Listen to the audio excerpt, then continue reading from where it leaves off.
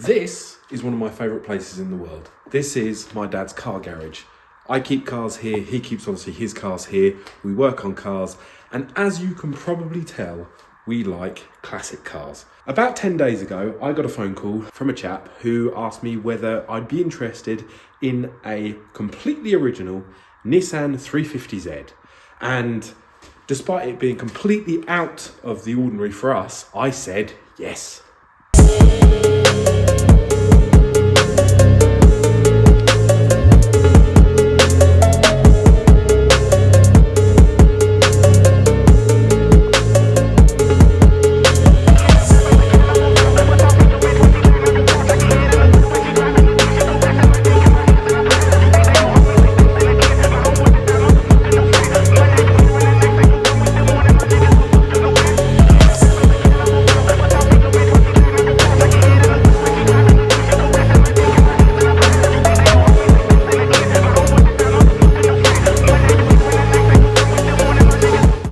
So remember when I told you it was all original?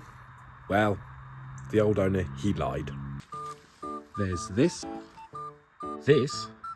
that, those, these, those, that, this, that, and this awful window tint. So in that case, you may be thinking, why did you buy it?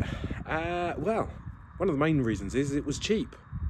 A car like this in France, in really good original condition with low mileage, tends to go on the market for between 18 and 22,000 euros.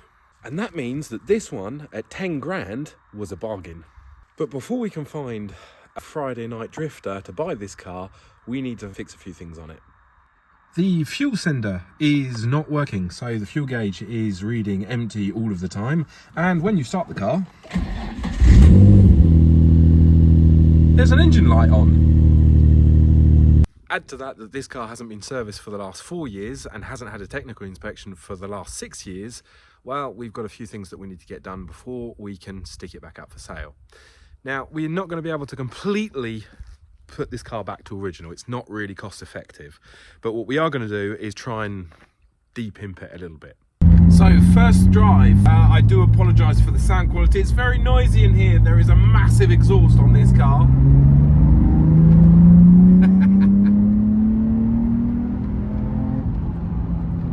Sounds good though.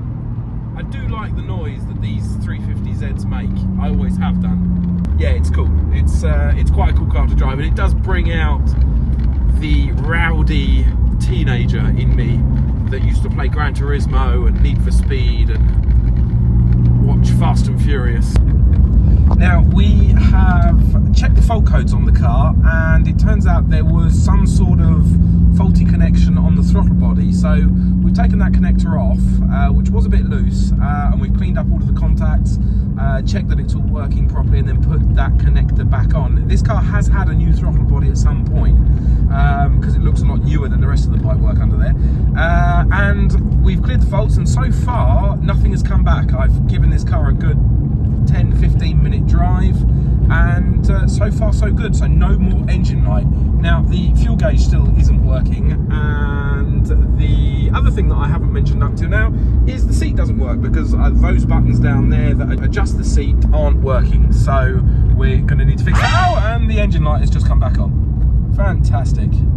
Well, you know the expression, don't talk too soon. The car has gone into limp mode, and now when you accelerate, nothing happens.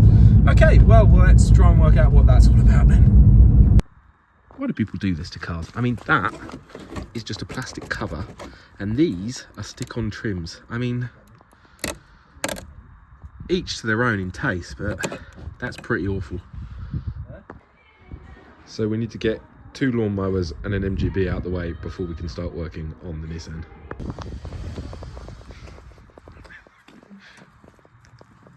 That car really suits you, you know.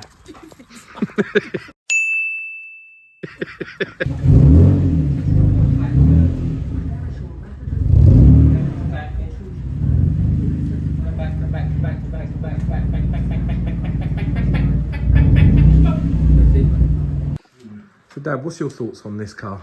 Hey, it's horrible. It's not your cup of tea then? No.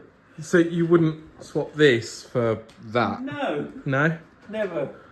Do you think it's a generational thing? No. Well, you just don't. You just think it's shit. A little minor thing to make this car more usable on a day-to-day basis. These new struts came with the car when I bought it, but the old owner never put them in, so I fitted those. And we have taken the seat out of the vehicle because there is a little bit of damage here that needs repairing to make it tip-top condition. And this obviously should have a switch on it that allows us to adjust the seat. So we've ordered a new one of them, which should be on its way. And round the other side, we have drained some fuel out because the fuel sensor is behind the seat, behind the Bose speaker, the bass speaker, and sits in there. So we have cleaned up all of the connectors, and hopefully this floater now will work. Floater. Despite cleaning up all the connectors and the fuel sender itself looking okay, once we put it back in the car, it still wasn't working. So we've come to the conclusion that this fuel sender is faulty, and we've gone ahead and ordered another one. Meanwhile, in the engine bay, I have discovered that the induction system isn't properly put together, a true testament to the previous owner's workmanship. Now, I've gone ahead and completely removed this induction system to give me access to the throttle body plug, which we think is the cause of our engine light coming on. On closer inspection, we found that the plug to the throttle body was actually broken. So we're going to replace this plug, rewire it, and connect it properly to the throttle body, which will hopefully make our engine light go away for good. With a new plug on order, I got round to doing something that I've been wanting to do since I picked this car up, which is remove those awful stickers off of the front. That looks so much better. To finish off the front end, it was time to remove the plastic front cover. Underneath, someone had vinyl wrapped the original bumper, but it looked to be in great condition. So I went ahead and threw the plastic cover in the bin and started removing the vinyl wrap.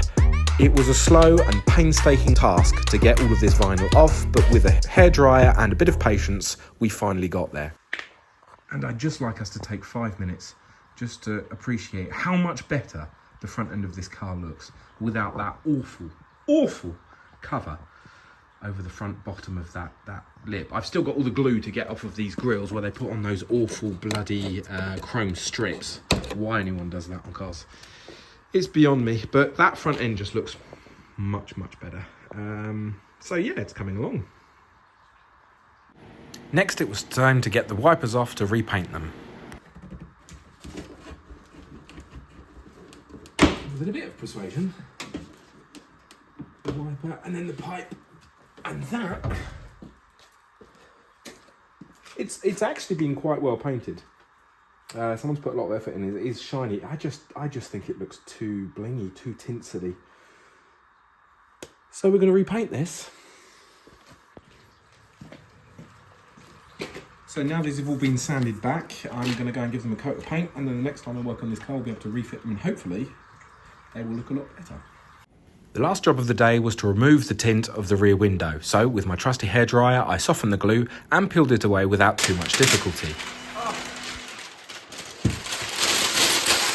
Great success.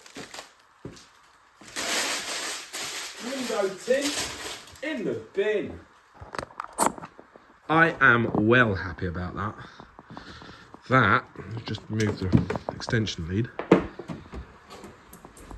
That looks so much better. Actually going to be able to see something out the back of the car. You've got the nice Z comes through the rear window as well, and you will actually be able to see out of that rear window. Major difference. Not a big fan of like limo tint on cars, so that to me looks much better. It's the end of a long day. We've done some good progress on the car. Next week we're going to be concentrating on the mechanic side, so redoing the brakes. We've got a full service to do and a few other bits and bobs as well to finish off. So see you next time.